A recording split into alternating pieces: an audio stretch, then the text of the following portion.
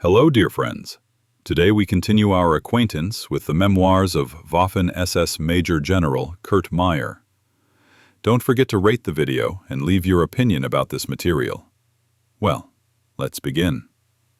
On September 25th, Adolf Hitler visited the front to personally observe the actions of the 15th Company of the Leibstandarte near Gusau, west of Warsaw. Infantry divisions replaced our tank and motorized units around Modlin. The freed-up mobile forces were prepared for a decisive offensive on Warsaw, which began with bombing and concentrated artillery fire and airstrikes on fortifications and key strongpoints. The main bombing of the city began only on the evening of September 26th, while the city's outer forts and supply bases were bombed a day earlier. The Poles were not yet ready to surrender. 120,000 Polish soldiers, not counting the militia, still remained to defend the capital. The Poles agreed to surrender the city only on the afternoon of September 27th. Then almost all fighting on the front ceased. The campaign in Poland was practically over, but the Modlin garrison fought until September 30th, and the garrison on the Hel Peninsula until October 2. On September 28th, General Blaskowitz, commander of the 8th German Army, signed the surrender. We listened with amazement to the generous terms offered to the Poles. The officers were allowed to keep their swords, and the non-commissioned officers and soldiers were only briefly taken prisoner of war. Very soon, on October 1st, the SS motorized regiment Leibstandarte Adolf Hitler, like many other units and formations, was ordered to move west. We were all sure that we would march to the banks of the Rhine, but we were mistaken. On October 4th, we reached Prague, where we were allowed to stay for 2 weeks. The regiment was greeted with great enthusiasm by the German population of the city. Thousands of people joyfully welcomed us when we appeared on Wenceslas Square. Konstantin von Neurath, the venerable imperial governor of the German protectorate of Bohemia and Moravia, gave a speech in our honor. I again reported to the regimental commander in Prague with my urgent request to be assigned to other duties. My experience in Poland had not been satisfying, and I feared that I would remain commander of the SS Tank Destroyer Company within the regiment for the rest of the war. At the end of October, I took command of an SS motorcycle company. This meant that I would be at the forefront of the regiment. Although I had long desired this assignment, I was sorry to part with the SS Tank Destroyer Company. I had formed my company in 1936 and had grown attached to it. Still, it was nice to know that I was allowed to take my platoon commander and several SS Unterführers with me. In addition, my loyal driver was also allowed to serve with me in the 15th Company of the Leibstandarte Adolf Hitler. Finally, I was in my element. We trained hard every day. The motorcyclists did so with enthusiasm, and I found them to be fully supportive. My slogan, "The motor is our best weapon," was fully supported by my soldiers. In just a few weeks, I had won the trust of my new company, and knew that I could rely on each individual soldier. We eagerly awaited further developments on the Western Front. The Blitzkrieg in Poland gave the soldiers hope that politicians would be able to end this ill-fated war, and that another military campaign against the Western Allied coalition might be avoided. Our illusory hope was soon dashed when we learned that the Allies had categorically rejected Adolf Hitler's peace proposals in early October. After that, it became clear to our soldiers that the war could only be ended by fire and sword. The question of how victory in the war against the Western Allies could be achieved occupied the minds of young grenadiers as much as it did the minds of the most experienced military commanders. Everyone agreed that defense alone would not achieve the result the country needed. The commanders and soldiers were united in their view. If political understanding was impossible, then only a general offensive would bring the results and peace that we all wanted. In November, our unit advanced to the Koblenz area and came under the command of General Guderian. We used the experience gained in the Polish campaign and trained the soldiers to perform new tasks. Planning, exercises, and training followed one after another without interruption. The enthusiasm of the soldiers I commanded inspired me once again. Neither the hardships of training nor the winter cold dampened the zeal of the young warriors. Combat training continued under the slogan, "Sweat saves blood." Better to dig a 10-meter trench than a 1-meter grave. My company was housed in empty houses in Bad Ems, located on the banks of the Lahn River. The rugged terrain there was very suitable for our combat training, as we knew that our advance with Guderian's 19th Panzer Corps would take us through the wooded Ardennes, and we would encounter terrain problems similar to those we had encountered in the Westerwald where we were based. Like the Ardennes, this is part of the Rhenish Slate Mountains. Guderian inspected each company. His exercises and planning were of particular interest to us. All his comments served as excellent guidance. He said that the tank's engine is your weapon just as much as its gun. Under the command of this extremely experienced commander, we prepared ourselves for the inevitable advance to the west. On December 24, 1939, Adolf Hitler visited us in Bad Ems. He spoke to the regiment and told us what hopes he had for us. He hinted that we would soon have to walk the battlefields sprinkled with the blood of our fathers in the struggle for lasting peace and a strong Europe. In February 1940, we were transferred to von Bock's Army Group B and moved north. The unexpected deployment came as a complete surprise. We would have preferred to remain with Guderian. The transfer marked a new stage in our training. We were assigned to the 227th Infantry Division. As a motorized unit, we were ordered to cross the Dutch border at the start of hostilities, break through the border posts, and reach the Isel River. Carrying out this order required the troops to move at full speed in order to quickly capture the numerous bridges over the canals, and above all, over the Isel River. We constantly trained in crossing rivers and canals. Soon we had worked through all possible combat situations and were confident that we could accomplish the task assigned to us. My unit was stationed in Salzburgen, and I stayed at the priest's house.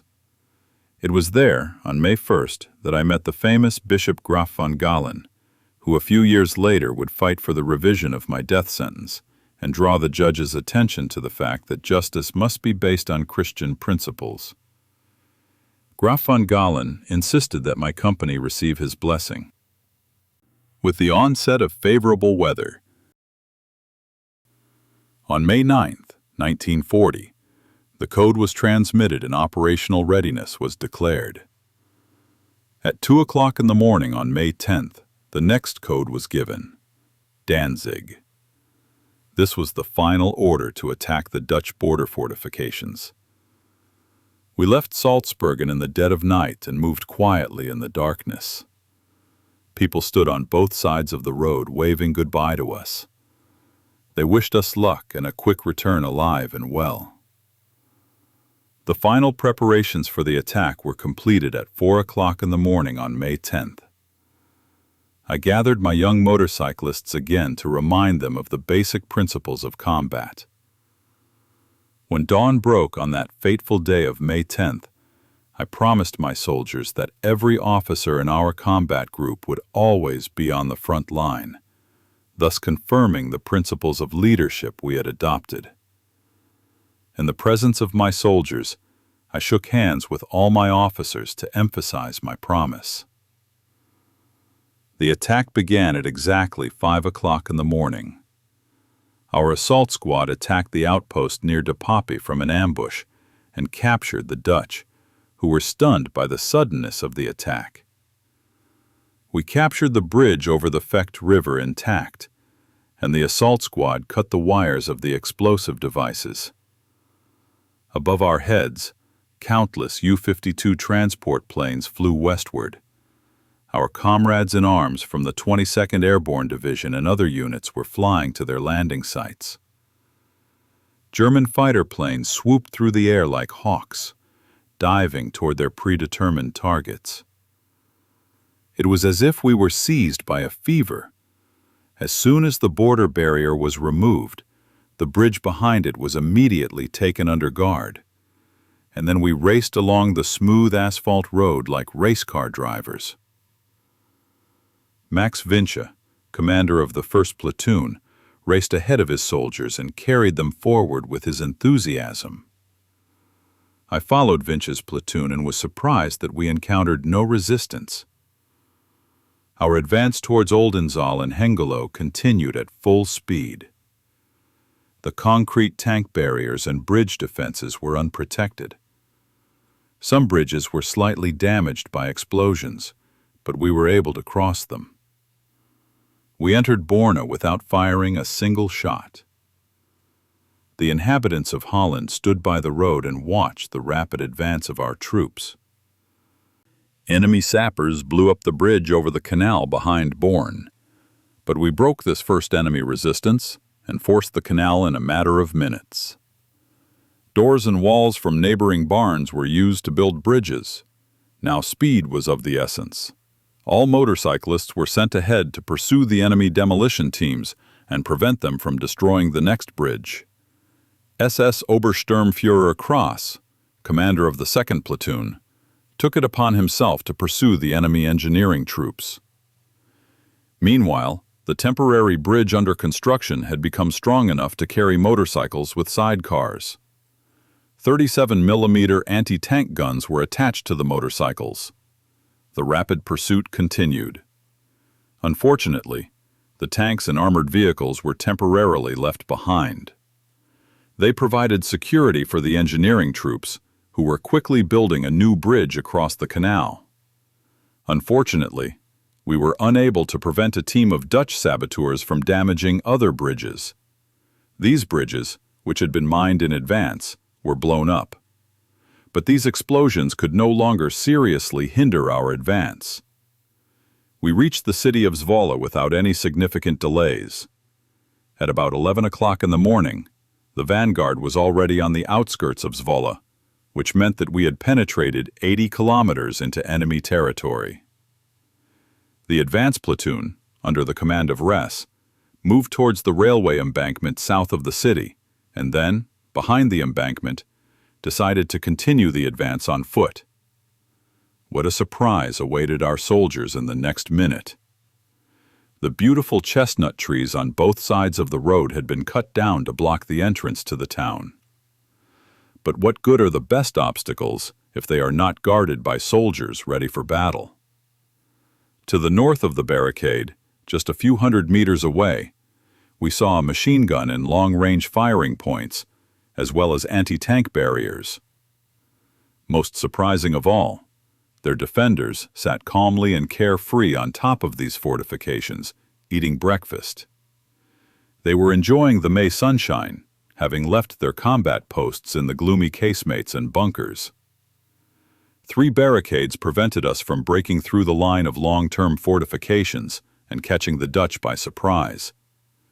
However, the fire we opened on the pillboxes, which had relaxed and missed our appearance, allowed our soldiers to quickly overcome the space covered by the pillboxes without losses. Before the Dutch could understand what was happening, our motorcyclists reached the pillboxes and disarmed their unfortunate defenders. However, it took a lot of effort to remove the trees. Our approaching tanks began to drag away the giant trees.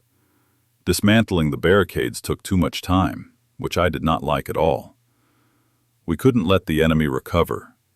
We had to take advantage of the element of surprise. Without a moment's hesitation, I jumped into the Dutch car and rushed to Zwolle with SS Obersturmführer Wunsch and an SS Grenadier. SS Obersturmbannführer Erich accompanied us on a Dutch motorcycle. I intended to take the city commander by surprise and force him to agree to a ceasefire. The Dutch soldiers stood rooted to the spot in the street when we shouted at them and pointed to the barricade of trees where they were ordered to go. They dropped their weapons and headed in the direction indicated. The further we went into the city, the more uneasy I felt about this excursion. I wanted to turn back, but it was too late, and I had to play along until the end.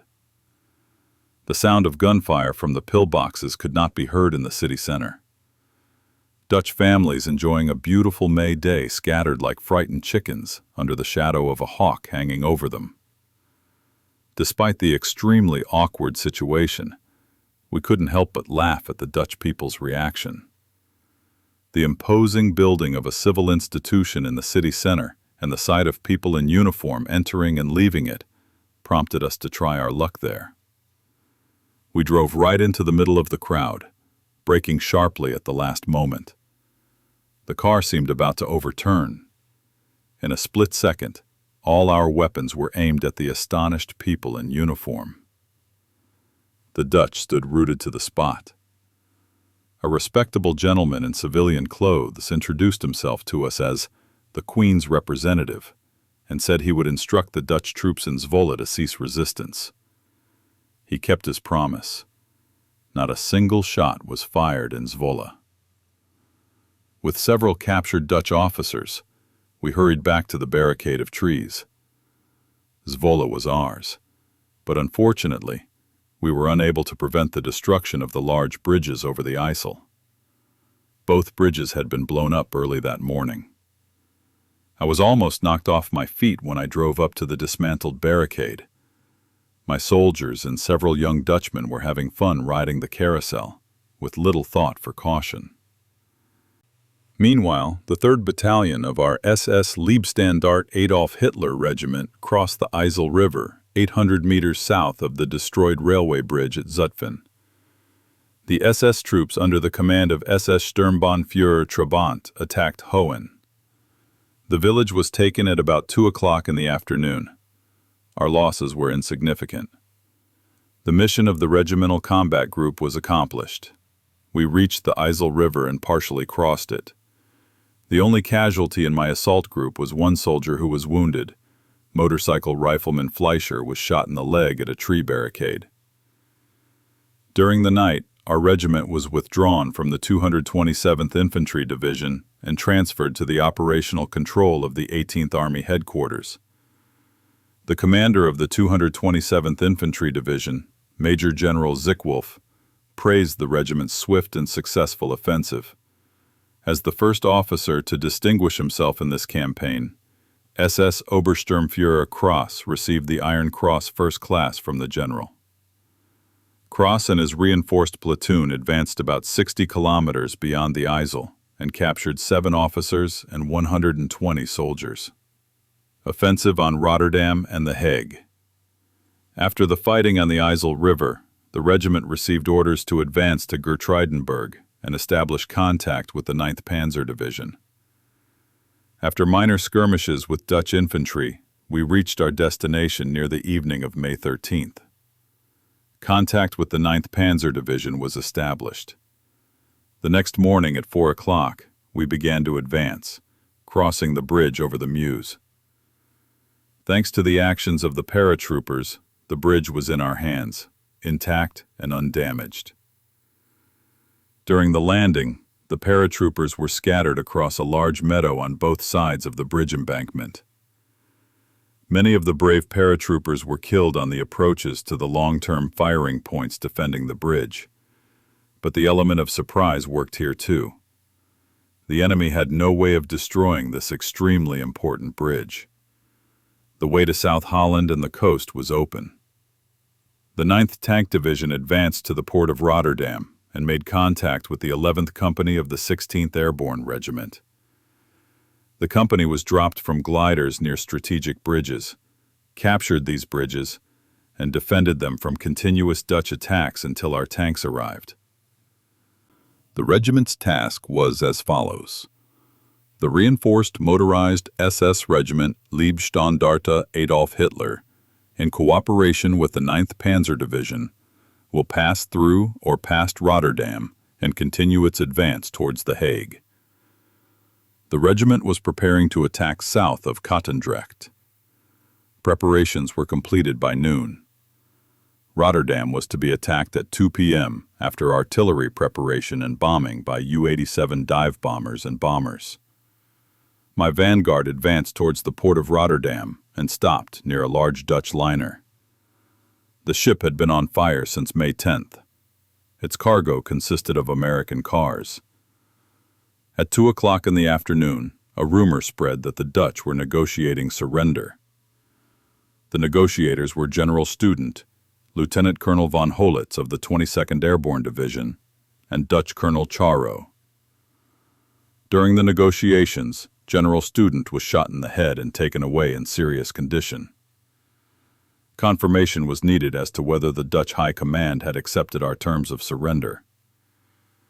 I was with a group of officers on the bridge when several groups of HE-111 bombers approached Rotterdam. Dutch anti-aircraft guns opened fire on the German planes. The truce was broken. We tried in vain to attract the attention of our pilots by firing red flares to stop the bombing. We stood in the middle of the target area of the air attack and believed until the last moment that we could prevent it. But, as we later learned, the pilots did not see our signal flares because of the fog. Thick clouds of smoke from the burning ship at the pier created a smokescreen over the city. When we heard the whistling of falling bombs, we cleared the bridge and hurried to the nearest basements. That's how it turned out. The bombing could no longer be stopped. Rotterdam became a sea of fire. The last bomb fell at 4 o'clock in the afternoon. We looked at the burning city and experienced the full horror of an air raid for the first time. Fire was rising everywhere like a wall. It was almost impossible to move through the streets. Our doubts about negotiations in the streets of a burning city were dispelled by the order to leave immediately. My vanguard was to make contact with units of the 22nd Airborne Division in Overschie. We approached the maze of cluttered streets and searched for the road to Overschie, going deeper and deeper into burning Rotterdam, covering our faces. People were fleeing from this hell to the port area. My motorcyclists moved through narrow streets that seemed to be in the grip of the devil. Shop windows around us shattered with a crash. Burning mannequins and decorations created an unearthly scene. Further on, we moved through the deserted streets of the city. There was not a single Dutchman in sight. They'd all been driven out by the unbearable heat of the fires. Heavy armored vehicles moved through a thick veil of smoke, and sometimes only the taillights of the tank in front or the armored car following behind showed the way. There could be no mistakes because it was impossible to stop. The heat had become unbearable. After we passed the commercial district and reached the alley, I ordered a short stop to allow the motorcyclists to catch up with us. Covered in soot, with singed hair but smiling faces, the motorcyclists of the last detachment rode out of the burning city. Behind us, everything was already blocked by a thick wall of fire. We couldn't turn back, so we had to go forward. We advanced cautiously toward Overschie under the protection of the canal embankment, and were met by fire from Dutch infantry. The drawbridge across the canal was raised. However, we quickly blew up the drive mechanism. A heavy vehicle drove onto the bridge, and it slowly lowered. Ahead of us lay a road to the northwest. But what did this straight stretch of road look like? One after another, our planes landed on this wide concrete road. Already on it were completely disabled, wrecked, or burned-out aircraft.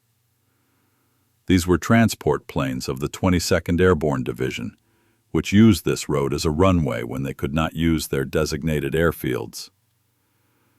They became targets for Dutch artillery. The airborne troops steadfastly repelled all enemy attacks for 3 days.